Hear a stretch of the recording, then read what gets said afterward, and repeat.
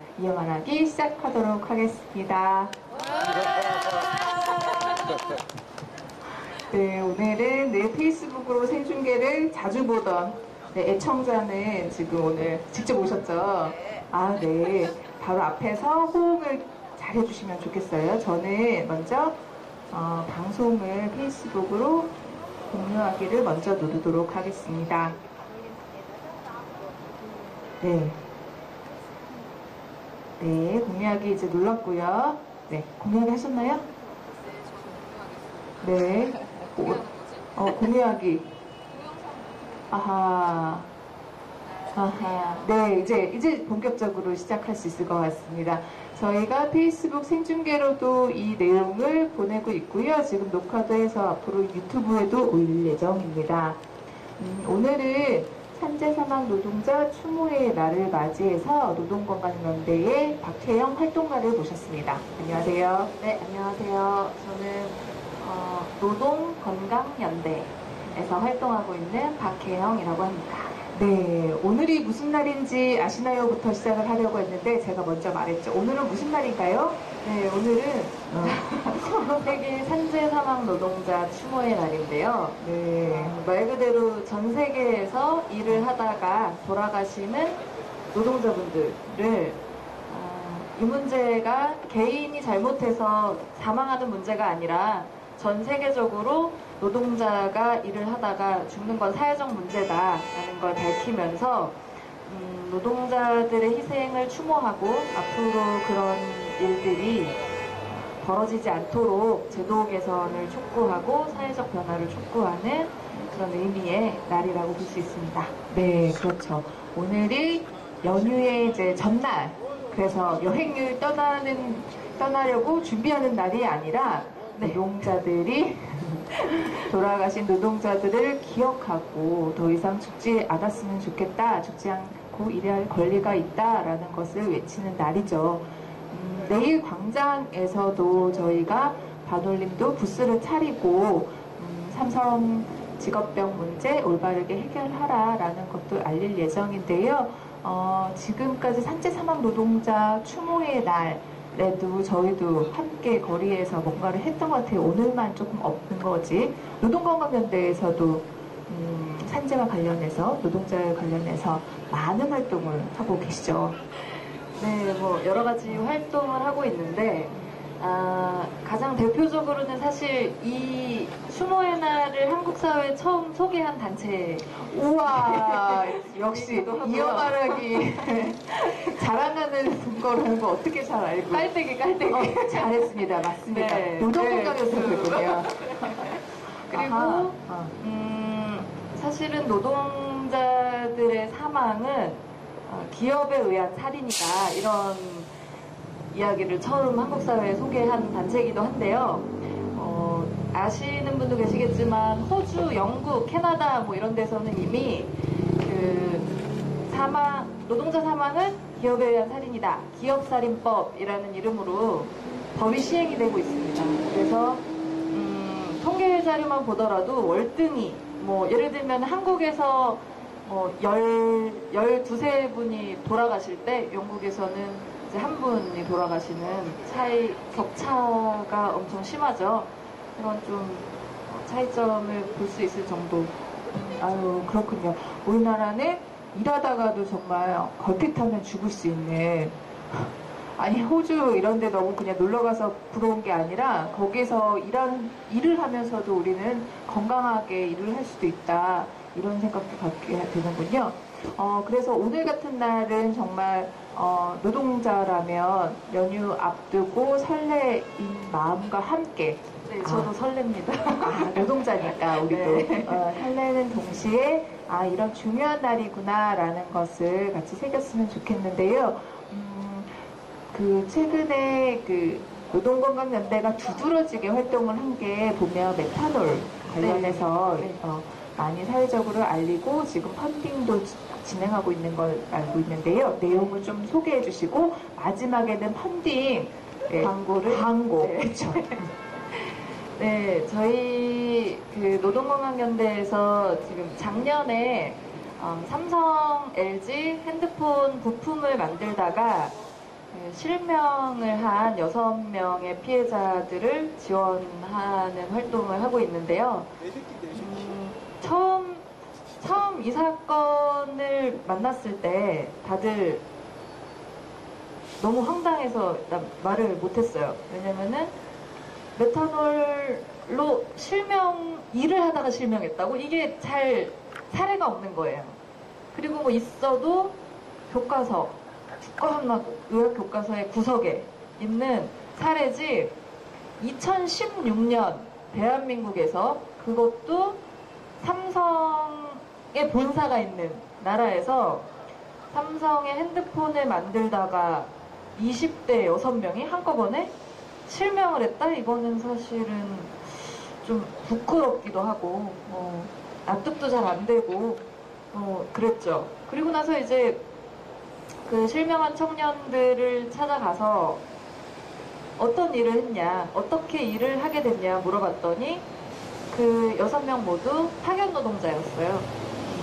최저임금을 받는 파견 노동자였고 시급을 100원, 200원이라도 더 받기 위해서 야간 노동을 선택하기도 하고 이렇게 일을 했고 12시간 정도 하루 일을 했는데요.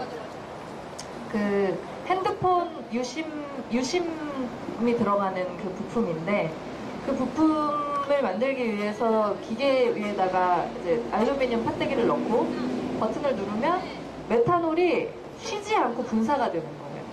그래서 이건 계속 분사되고 있고 일을 한 사람이 기계 한 대를 맡은 게 아니라 뭐 5대, 10대 이렇게 맡아요. 그래서 메탄올이 계속 분사되고 있는 기계를 5대에서 10대를 왔다 갔다 하면서 이제 일을 했고요. 본인들은 그게 뭔지 몰랐죠.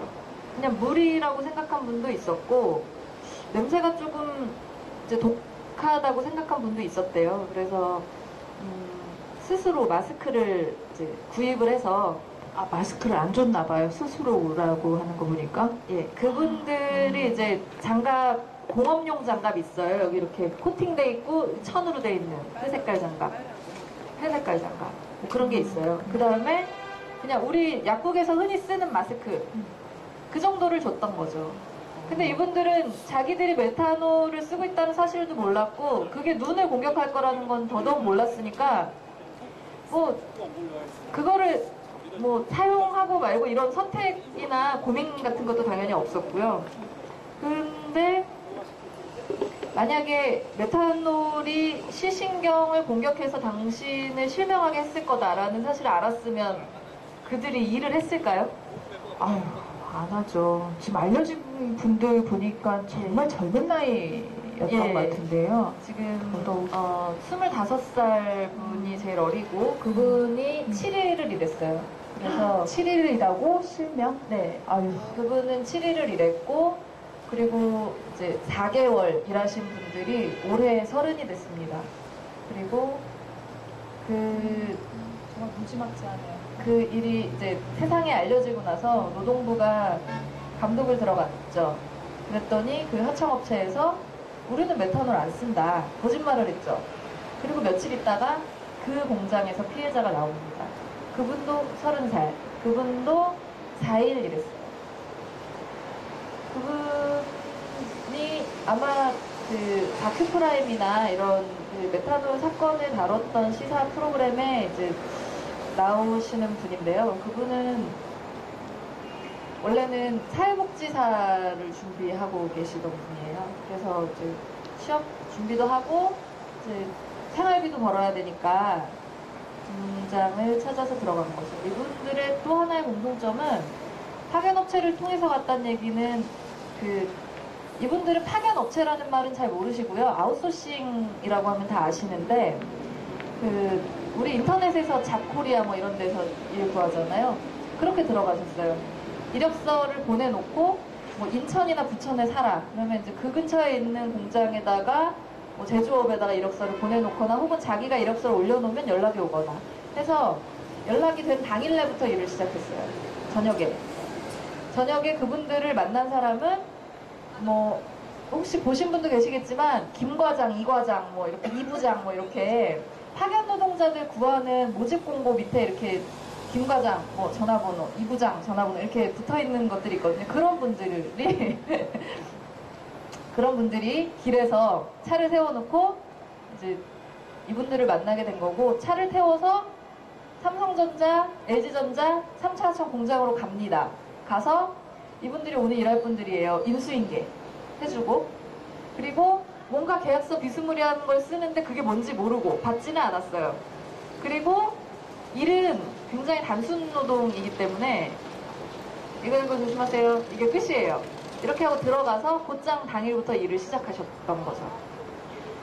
그렇게 해서 7일만에 실명되신 분도 있고 4일 만에 실명되신 분도 있고. 아유, 정말 지금 뭐 스토리 펀딩을 하고 있잖아요. 거기에 예. 보면 상견례를 앞둔 젊은 남성도 지금 실명인가요? 그분은 예, 지금 그 피해자분들의 피해 상황을 좀 말씀드리면 6분 모두 시신경이 손상이 됐는데, 손상된 시신경은 돌아오지 않는다고 해요. 그래서 그 상태로 이제 평생 살아야 하는 거고, 그리고 또 하나는 메탄올이 몸을 거치면서 보통은 그 기준 농도의 10배에서 20배 정도로 고농도로 노출이 되어 있었기 때문에 그 중추신경계도 뭐 건드리고 했대요. 그래서 이제 뇌손상을 입으신 분이 계시고, 뇌손상을 입으신 분이 2분, 3분 이 계셔서 재활치료를 받고 계시는데, 초창기에는 어땠냐면 말을 못하고 걷지 못하고 신경이 많이 손상돼서, 그래서 혼자 걷는 연습을 오랫동안 했고, 저희를 처음 만났을 때 말을 많이 해야 된다, 그래야 근육에 힘이 생긴다, 그런 이야기를 이제 하고 나서 성격이 바뀐 분이 있으세요. 그러니까 원래는 되게 과묵하고 말이 없던 사람인데, 내가 지금 말을 많이 해야 혀가 붙지 않는다고 하면서 되게 많이 우시고, 그 다음부터는 이제 어떤 말이든 계속 하시려고 해서 지금은 굉장히 시크한 농담을 좀 잘 하시고 말을 많이 하시죠. 그 사건이 알려지고 난 뒤에 메탄올이라는 게 대체 왜 그렇게 공장에서 썼는지가 좀 많이 알려졌잖아요. 그리고 우리 일상에서도 쓰이고 있다는 것도 알려지게 돼서 많은 사람들이 깜짝 놀라기도 했는데 소개 좀 해주세요. 일단은 그 핸드폰 부품을 만드는 기계에 그 핸드폰 부품에 기스가 나지 않게 하기 위해서 이제 윤활유 같은 기름을 쓴 거거든요. 에탄올 혹은 메탄올, 그리고 지금은 물도 쓸 수 있다고 해요. 근데 물을 쓰는 기술은 당시에 이제 개발이 덜 된 상태였고, 메탄올 아니면 에탄올을 쓸 수 있는데, 그 기계를 개발했던 독일과 일본에서는 매뉴얼이 에탄올로 들어옵니다, 한국에. 근데 한국에서는 2개가 기능이 같아. 근데 메탄올 가격이 3분의 1이야. 그걸 알고 이제 메탄올을 쓴 거고, 그렇게 길게는 10년 전부터 메탄올을 써오던 사업장도 있고, 스마트폰이 많이 보급되면서 이제 이런 부품 공장이 더 많이 생기게 됐는데, 그때 다들 메탄올을 쓰게 됐고, 사업주들은 왜 메탄올을 쓰게 됐는지 우리도 모르겠어요 라고 대답하시는 분들도 있어요. 정말 아무런 의식이 없는 거겠네요. 네. 그분들도. 네. 그러면 이렇게 드러나기 전에도 지금 제가 아까 물어본 거는 우리 자동차에 그 워셔액도 네, 워셔액. 메탄올이 들어갔다 이래가지고 많은 이들이 그리고 놀래서 우리나라 거 쓰지 말자. 네, 그리고 물티슈에서도 메탄올이 발견됐다고 이제 언론에 굉장히 많이 나오는데, 제가 언론 브리핑을 좀 해보니까 저희 그 메탄올 실명 피해 사건이 있기 전에는 이런 메탄올 관련된 기사는 전혀 없어요. 근데 실명 사건 이후에 워셔액 문제가 생기고 이제 물티슈 문제가 생겼는데, 사실 저희는 그렇게 얘기해요. 이게 메탄올이 무슨 죄냐. 그래요? 메탄올이 무슨 죄가 있어요. 왜냐면은 석유를 쓰기 시작하면서 메탄올을 우리는 계속 사용을 해왔어요. 전 세계에서 아주 많은 공장에서. 근데 왜 한국에서만 유독, 다른 나라 말고 왜 한국에서만 유독 메탄올로 실명된 노동자들이 있는가? 그건 메탄올이 나빠서가 아니고요. 메탄올을 고농도에 노출시키게 했던 작업 환경이나, 그 다음에 사업주들의 무지, 그리고 정부의 방치, 파견 노동자들 아웃소싱으로 보내는 것들을 그냥 방치한 여러 가지 것들이 더해져서 이번 사건이 난 거지. 메탄올을 잘 쓰면 잘 쓸 수 있는 그런 약품들이죠.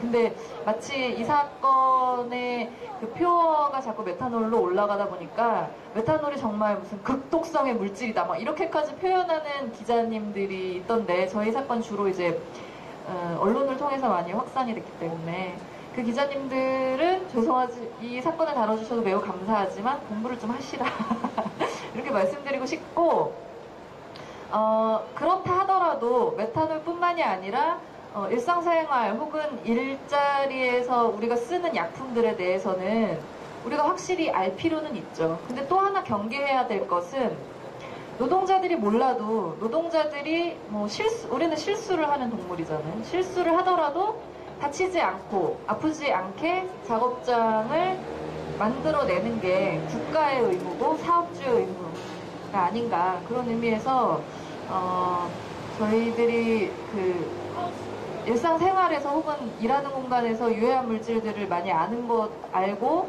예방하고 하는 것도 좋지만 정부가 없었다는 이야기를 많이 하고 싶은데요. 이 사건에서 제가 너무 하고 싶었던 얘기가, 이 친구들이 일을 구하고 회사에 가서 일을 하고 다치고 산재보험 요양이 끝나고 지금 장애를 입어서 살아가는 이 과정에 정부가 너무 없어요. 저는 이게 너무 화가 나는데, 제조업 파견 불법이었죠. 없었어요. 정부가 방치해왔죠. 97년에 법이 시행된 이후에. 그렇게 해서 공담 지역에서는 마치 이제는 아웃소싱 파견 노동자가 없으면 제조업 공장 안 돌아간다고까지 얘기해요. 노동부 관료들도 그렇게 말해요. 아니, 이제 와서 우리가 파견 노동자 건드리면 제조업 망한다, 그렇게 얘기하거든요. 그럼 제가 도둑놈이 많아졌으니까 우린 도둑놈을 합법화하는 거냐 이렇게 물어보거든요. 노동부가 누구를 위한 데인지 우리는 끊임없이 질문을 하고 있지만 여전히 사업주를 위한 데기도 하고, 그래서 일단은 처음 일자리를 구할 때부터 정부는 존재하지 않았어요.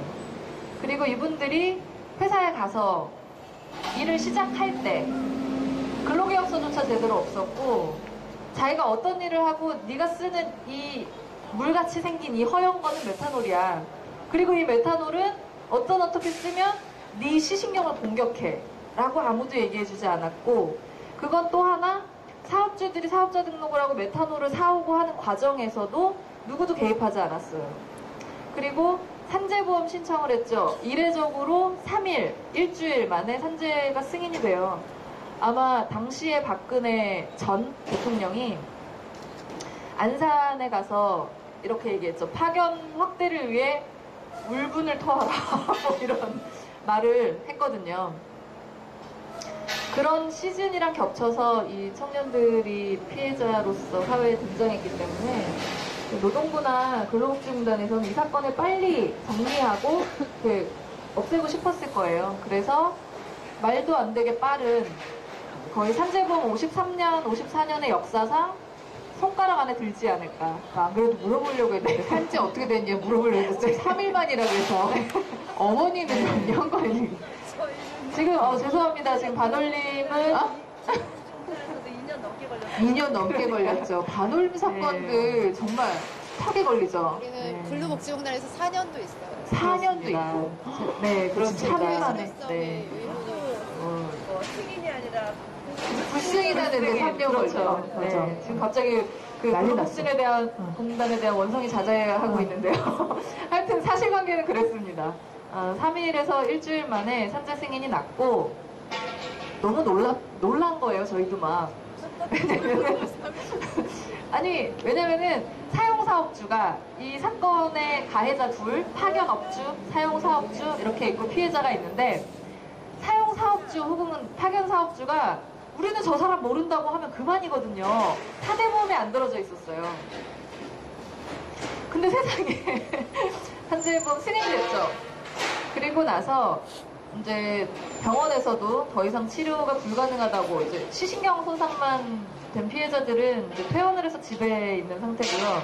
뇌손상이 있는 피해자들은 아직도 병원에서 재활치료를 받고 있는데 이제 시신경 손상만 있는 분들은 요양 기간이 끝나요. 산재보험 요양 기간이 끝나면 뭐 장애 뭐 뭔가 신청하라고 누군가 얘기를 해줘야 될 거 아니에요.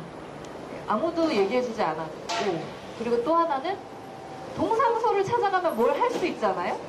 그쵸? 장애 등급을 뭐 신청하고 뭐 장애인 복지 카드 이런 걸 받고 하는 사실을 어느 누구도 안내해주지 않는 거예요. 공통적으로 6명이 각각 다른 지역에 살고 근로복지공단의 지사도 다르고 그리고 그러니까 지자체도 다르죠.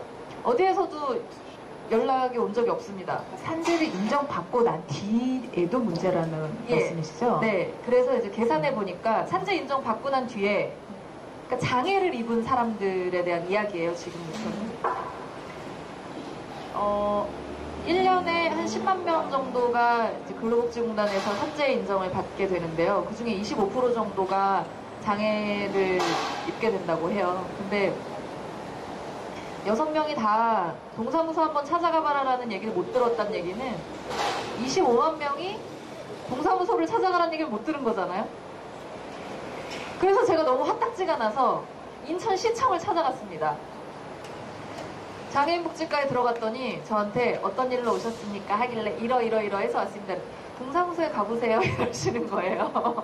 그래서 동사무소에서 안 알려줘서 왔다. 그리고 뭐 여차저차 한데 왜 아무도 장애를 입은 노동자들한테는 동사무소에 찾아가라고 말하지 않는 거냐 이렇게 물어봤더니 근로복지공단은 노동부 소관이고 장애복지 그거는 이제 복지부 소관이니까 우리는 책임이 없다 이러는 거예요. 와 너무 황당하네요. 이게 뭐야? 그래서 저희가 일단은 이제 장애를 입으신 분들을 찾아다니면서 과연 시각장애를 후천적으로 입었을 경우에 중도장애가 생겼을 경우에 어떤 걸 해야 하는지를 자문을 구하러 다녔어요. 그래서 여러 사람들을 만나 뵙고 이렇게 하라 뭐 이런 얘기를 듣고 피해자들과 함께 이제 공부를 했죠. 서로의 정보 공유를 하고. 그 공부가 많이 됐겠어요. 그냥 단순한 처음에는 메탄올로 해외 노동자들의 일로 시작을 했다가 이제 장애인들의 복지까지도 관심이 넓어졌겠네요. 네. 아유, 지금 그 얘기 더 나봤죠. 네. 그래서 어떻게 됐어요? 사실 이 문제는 얘기하면 4시간 정도 할 수 있을 것 같은데요. 그런데 이 영화를 왜 이제서야 나와가지고 570일차 나왔더니 얼마나 할 얘기 많은지. 최근에 산재 인정되신 분들도 인정 통보만 했지 저절로 이렇게 찾아가라고 얘기를 맞아요. 그래서 우리도 업무 중에 하나가 이번 주에 할 일이 산재 인정 뒤에 무엇을 알려드려야 되나. 그렇죠. 이것이 나의 일이다. 이렇게로. 그래서 제가 그 시청 공무원한테 물어봤어요. 이거 안 알려주는 걸 알고는 있었냐 그랬더니 근로복지공단에서 당연히 하는 줄 알았대요. 그러니까 서로 그냥 하는 줄 알았던 거예요, 당연히. 근데 이게 사실은 너무 끔찍한 일이에요. 그래서 왜 이런 일이 벌어졌을까? 설마 혹시 이게 노동자는 시민이 아니라고 생각한 게 아닌가? 이런 생각도 들었고, 우리가 이제 쉽게 생각하잖아요. 노동자라는 이제 단어가 이렇게 상상되는 이미지 같은 게 있잖아요. 혹시 그런 정도를 노동자라고 생각해서 나온 이런 허술한 정책들이 아니었을까. 그리고 정말 현실을 기반해서 만들어진 제도가 아니었구나라는 것도 많이 느끼게 됐죠. 네, 듣다 보니까 그분들이 저희가 언론을 통해서만 그냥 답답하겠구나, 얼마나 현실감이 크겠구나, 앞으로 어떻게 살지, 이것만이 아니라 그냥 당장에 산재 인정 받고 나서의 그런 행정적인 어려움에 또 탁탁 부딪혔을 때 도움을 받을 곳이 없다는 거. 내가 뭘 모르는지도 여전히 모른다. 메탄올이 몰랐던 것처럼. 답답하대요. 지금 뭔가 서류를 아까 갖고 와서 이거 소개식 좀 하면 좋겠다 싶어서요. 다른 나라에서 대체 평소에 어떻게 노동자들이 알 권리가 보장되고 있는지 쉬운 예일 것 같아서 재밌는 예이기도 하고요. 제가 어제 그 호주에서 워킹홀리데이를 하고 온 청년에게 저를 이제 만나자고 해서 만나러 갔더니 이런 자료를 이제 줬어요. 이 자료는 이 친구가 굉장히 대단한 게 자기가 호주에서 일을 하는 동안 안전교육을 받는 게 되게 신기하고 재밌었던 거죠. 어디를 가든 안전교육을 받는 게. 그래서 이 자료를 다 챙겨다가 가져다 준 겁니다. 너무 훌륭하죠. 네. 이거를 1년 넘게 들고 다닌 거예요.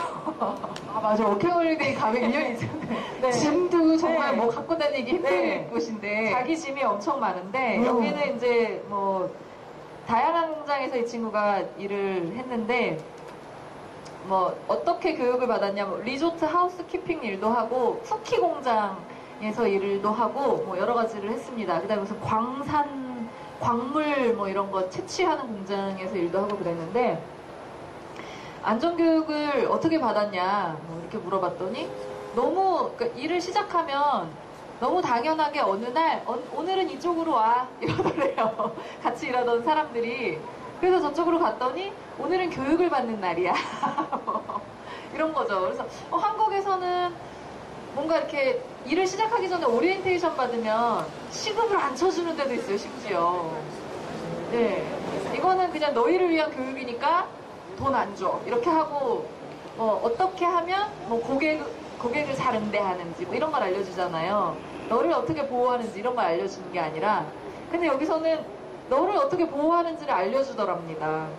그래서 또 제 아는 분이 호주의 쿠킹 학교에서 학생으로 있는데 쿠킹 학교 중요 커리큘럼 중에도 안전 과목이 포함되어 있대요.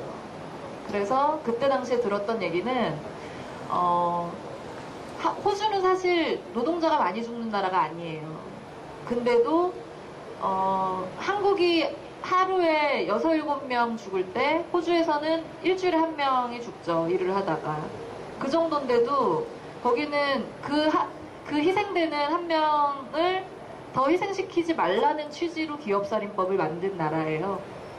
그 나라에서 자기네들은 이 규범을 지키더라도 안 지키더라도 사고가 안 날지도 모른다. 그러나 있을 수 있는 하나의 사건을 방지하기 위해서 우리는 이 교육을 하는 것이고 너희는 이걸 잘 듣고 우리 회사와 같이 안전을 지킬 의무가 있다. 이런 설명을 하더랍니다. 소름이 돋았어요, 저는. 그러니까요. 네. 이게 지금 내용을 저희가 영어라서요. 영어라서 막 쉽게 볼 수는 없는데 네. 네. 무거워요. 입법이라는 게 네. 정말 삼성 이번에 이재용이한테 다 적용되는 거던데 그죠? 사실 한국 사회는 하루 1년에 사실은요 1년에 2,400명이 죽는다는 게 되게 비상식적이잖아요. 그리고 이게 일상적으로 받아들이는 것도 사실 되게 이상해요. 1년에 2,400명의 시민이 죽어. 그러면 이게 어떤 이유로든 안 그러세요? 근데 심지어 사고가 일어났던 데서 또 일어나. 그런 사례가 있는데요. 2014년도에 14분의 노동자가 한 회사에서 죽었어요. 현대중공업인데요. 저희가 고발을 했어요. 현대중공업 대표이사를 고발을 하고 그 사건이 법원까지 올라가서 몇 천만 원, 2천만 원, 3천만 원 이런 정도의 이제 벌금 과태료 뭐 이런 거를 이제 받고 노동자들이 2015년에는 많이 안 돌아가시는 거예요. 그래서 저거라도 좀 됐나 싶었는데 2016년 작년에 또 10분이 넘게 돌아가십니다. 그래서 저희가 국회를 통해서 처벌 자료를 받았어요. 그랬더니 2014년에 고발했을 때를 제외하고는 뭐 벌금 많아야 1,000만 원 혹은 기소 안 된 사건들도 많습니다. 이렇게 반복되는 사망은 정말 살인이죠. 그렇게밖에 사실 표현이 안 되거든요. 근데 이걸 방치하고 있는 나라. 대선에 얘기해서 1년에 2,400명의 시민이 죽는다는데 그걸 말 안 하는 나라. 그것도 좀 신기하거든요. 그리고 심지어 여러 가지 연구 결과를 보면 그 노동자들이 다치고 죽는 거에 80%를 예방할 수 있다고 나와요. 그렇게 줄이는 게 독일, 뭐 호주 이런 데들에서 산재 사망이 계속 줄어들고 있는 걸 볼 수 있죠. 사실 저희가 영국을 비교하면 거긴 제조업이 많이 없으니까 직접 비교하기 어려워서 독일로 가면 마찬가지예요. 굉장히 낮아요. 그런 철학은 어디에서 왔는가? 사실 우리는 촛불 집회를 겪으면서 그런 걸 좀 고민해봐야 되지 않나 이런 생각도 좀 많이 들었습니다. 네, 처음에 할 말 없대더니 정말 4시간 다음에 또 하죠. 네, 지금 좋아요도 많이 들어요. 아, 좋아요도 엄청 많다고요? 와. 큰일 났네. 노래를. 좋아요 몇 개 나오면 노래하기 이런 거? 그랬군요. 그래서 최근에도 지금 그 뭐죠? 기업 산정식 뭐 했잖아요. 네, 무슨? 저희가 지금 13년째 하고 있는데요.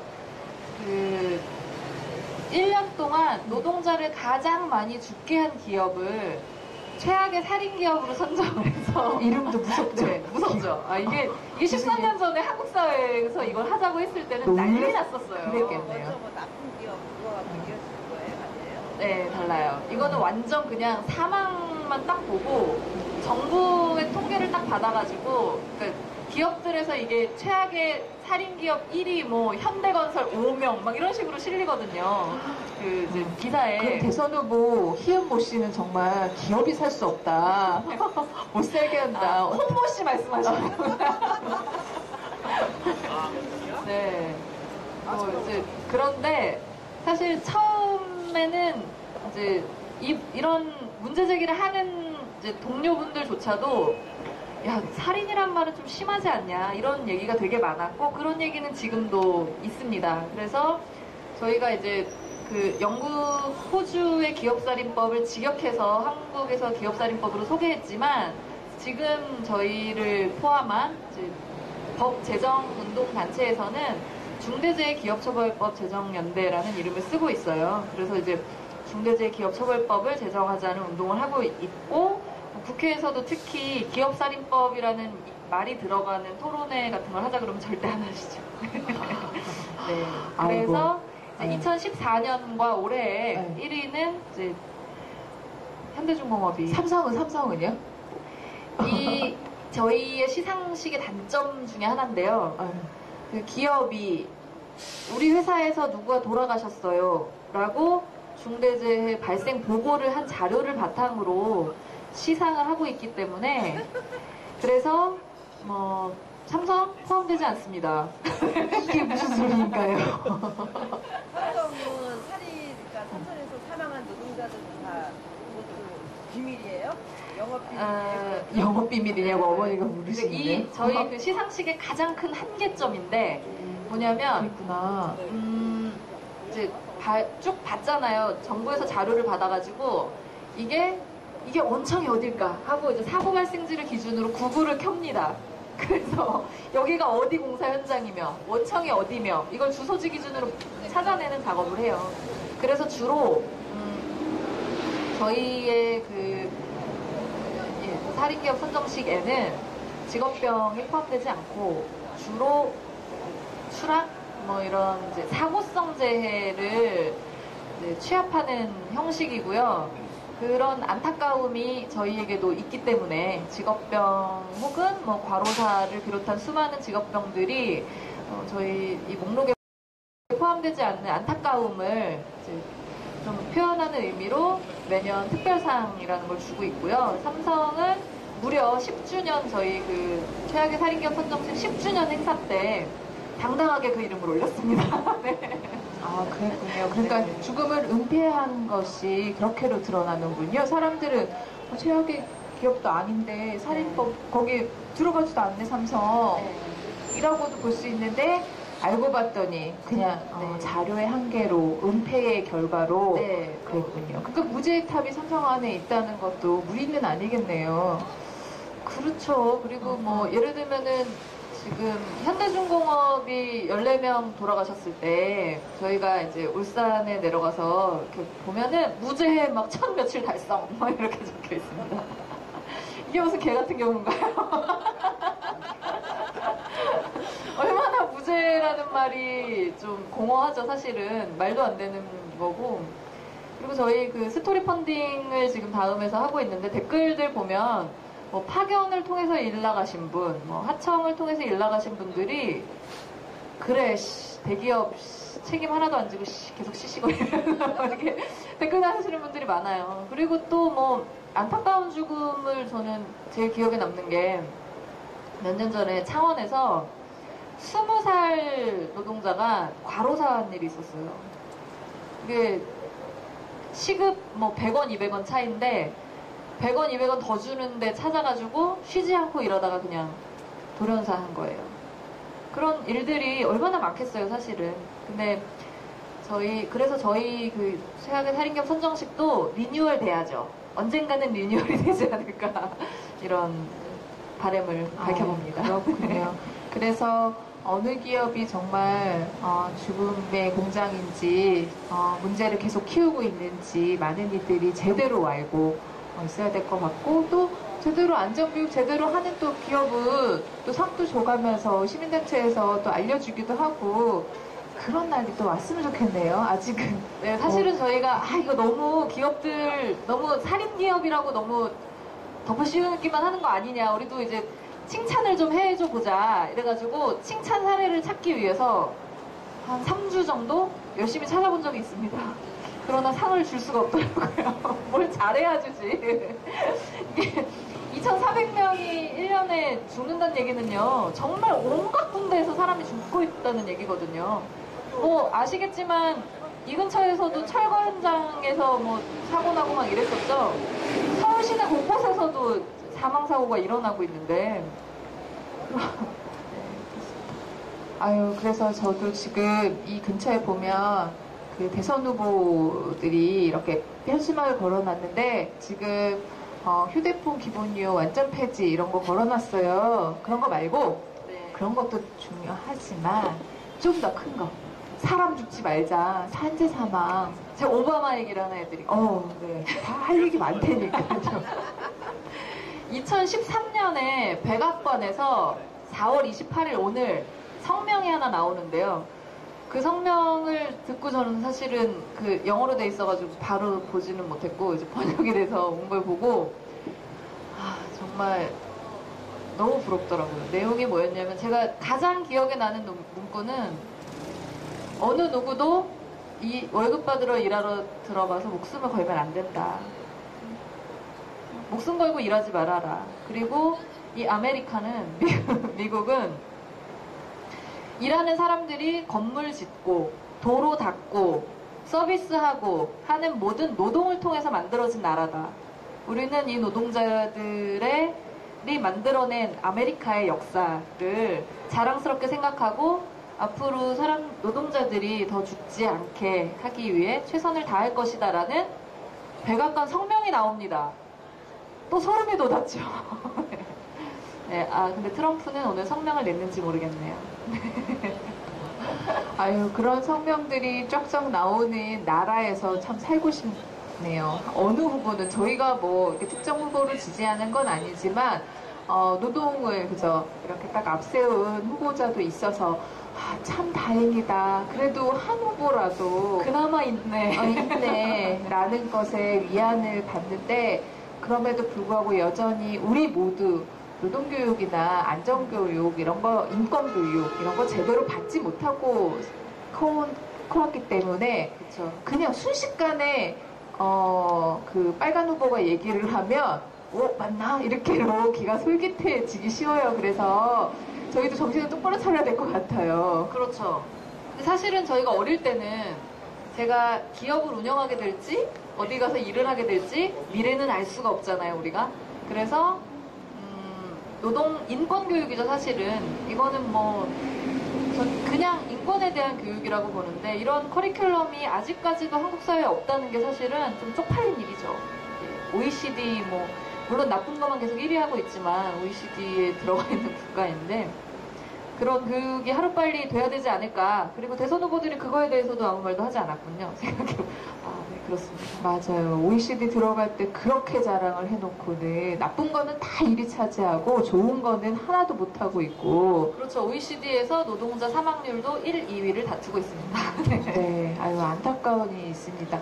그래서 저희도 시민단체에서 가만히 있지 않고, 이런 메탄올 사건 같은 경우에도 국제사회에 호소하기도 하고, 그쵸, 권고를 받기도 하고. 네, 저희가 작년에 이제 유엔에 메탄올 피해자들이 직접 진정서를 제출을 했고요.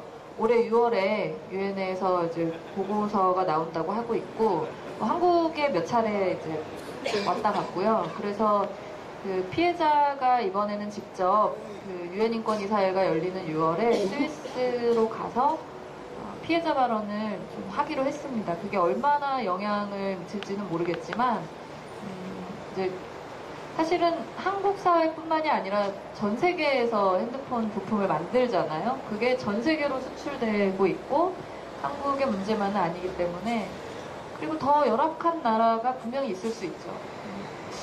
근데 또 재밌는 건 한국에서 메탄올 사건 나고 베트남에도 똑같은 공장이 있어요. 심지어 한국의 이 부품 공장들이 베트남에서도 공장 운영하거든요.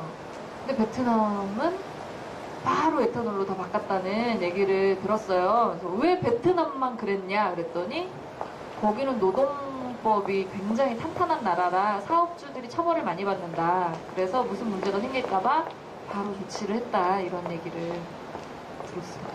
아유, 네. 뭐 의식적으로 아니면 국민의 의식이 좋아져서 사업주가 대대 도덕성이 높아서 이렇게 해서 잘 되는 경우도 있겠지만 법이 강력해서 그걸 또 집행을 또 잘 철저하게 해서 그렇게 해서 이루어지는 안전 환경도 있는 것 같아요. 우리나라는 그 모든 것이 지금 안 되고 있어서 문제겠죠. 노동건강연대의 활동이 요것만은 아닐 텐데 또 뭔가 하나 더 뭔가 이렇게 아니면 앞으로 더 뭔가를 하고 싶은 거 이런 게 있으면 좀 소개 좀 해주세요. 일단 저희는 그 고발 전문 단체인데요. 아, 그래요? 네. 뭘 고발? 고발장을 자주 내고 있는데 주로 어떤 데를 고발하냐면 하청 노동자가 사망을 하면 원청 대표이사를 고발합니다. 네. 그래서 이게 뭐 법적으로든 사회적으로든 왜 하청이 죽었는데 자꾸 원청을 괴롭히냐라는 말을 하고 있지만 원청이 예를 들면 공사 스케줄 전반 혹은 거기에 들어가는 뭐 자재 전반 이런 걸 다 관리하잖아요. 그들이 결정을 해야 할 게 상당히 많은데 그런 것에서부터 안전은 시작된다. 그리고 그래서 원청이 가져야 할 책임감은 막중하다. 그런 의미에서 원청 대표이사들을 고발하고 있고 계속 무혐의를 받고 있습니다. 그러면 네, 혐의 없음. 저희가 지금 또 삼성 앞이니까 네. 또 궁금은 하네요. 또 삼성을 상대로 해서 고발을 한 적도? 삼성을 상대로 해서 고발한 적은 아직은 없습니다. 아, 그렇군요. 노건 이제 네. 노동건강연대가 해야 될 일이 이제 점점 더 많아지겠네요. 저희가 근데 이런 건 삼성 그렇죠. 직업병 문제를 아직은 그 고발에 넣기가 아직 힘들어요. 그래서 못 하고 있는데 열심히 해봐야죠. 네, 본래 이 자리가 우리 앞으로 뭐 할 거다 이런 네. 거 포부 밝히는 죄송합니다. 앞으로 저희는 저희가 신경 쓰고 있는 부분이 메탄올 피해자들도 만나게 된 것도 그런 의미이긴 했는데요. 사실은 파견 노동을 어디에서도 다루지 못하고 있고 그리고 생계형 빈곤 청년들이 있어요. 생계형 빈곤 청년들이 일터와 빈곤이 결합돼서 벌어지는 일들에 대한 문제라던가 이주 노동자들이 겪고 있는 문제라던가 이런 부분들에 주로 활동에 포커스를 맞추고 있기 때문에 계속해서 그런 일을 하게 될 것 같고 청년 문제를 몇 년 동안 좀 유심히 보고 여러 가지를 기획하고 있는데 또 그런 기획 하다 보면 뭔가 또 잘 되겠죠. 아유, 네. 그래서 활동을 열심히 해주시는 만큼 또 바돌리도 힘을 받고 또 함께 건강하게 일을 할 수 있는 사회를 만들 수 있을 것 같아요. 제가 이제 이렇게 말하는 이유를 알겠죠? 네, 7시군요. 큰일 났네. 밤새려고 왔는데. 아이고, 그랬네. 그래서 혹시 이제 좀 마무리 전에 더 보탤 말이 있거나 삼성직업병에 대해서 또 하고 싶은 말이 있거나 이러면 좀 해주시고 마무리를 했으면 좋겠네요. 네, 사실 제가 그 삼성 백혈병 사건을 하나 이제 하고 했는데 아마 다른 직업병 피해자들이 모두가 비슷할 테지만 자기가 일했던 걸 증명해야 되는 상황이 가장 큰 문제가 아닌가 이런 생각을 하고 결국 그걸 눈치고 있는 노동부, 영업비밀이라고 주지 않고 있는 삼성 이런 문제가 있지만 저는 이렇게 알리는 싸움이 사회를 바꾸는데 아주 큰 기여를 할 수 있을 거라고 믿고 있습니다. 네, 그리고 또 하나는 요즘 부쩍 상식에 대한 고민이 많아졌는데요. 그 횡단보도 빨간불일 때 건너지 말아야 되는 것처럼 일을 할 때 어떤 사업주가 해야 될 건 반드시 지키는 게 상식이 되는 사회가 빨리 와야 그것이 안전한 사회를 만드는 밑거름이 되지 않을까 그런 생각을 해봅니다. 네. 아유, 네. 우리의 꿈에서, 어린이들의 꿈에서 사장님이 될래? 라는 거에서 좀 앞에 괄호가 더 쳐졌으면 좋겠네요. 그렇죠?